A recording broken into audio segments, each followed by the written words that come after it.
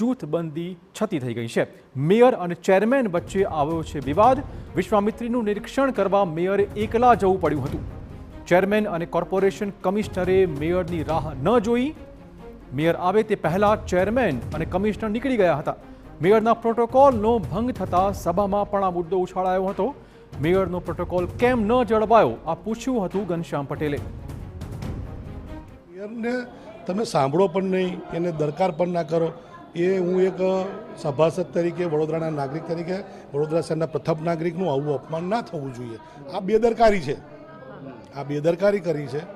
એમને ઇન્ટેન્શનલી કર્યું છે કે નહીં એ મને નથી ખબર, પણ આ બેદરકારીથી પણ થયું કે ભાઈ ઉતાવળમાં છે કે અમે બીજી જગ્યાએ જવું છે કે એવું કંઈક હોય તો એમના માટે એમને એવું કર્યું હોય, પણ આવું ફરીવાર ના બને એવું જરા કાળજી રાખે। જ્યારે પણ મારા દ્વારા મેં કહ્યું તેમ કે મારા દ્વારા જે પણ વિઝિટનું આયોજન કરવામાં આવતું હોય છે ત્યારે મારા દ્વારા જાણ કરવામાં આવતી હોય છે।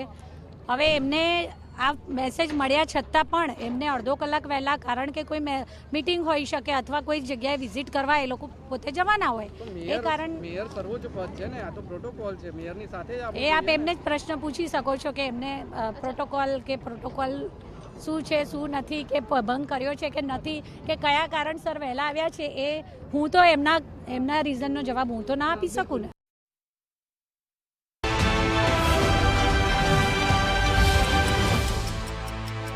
સોલો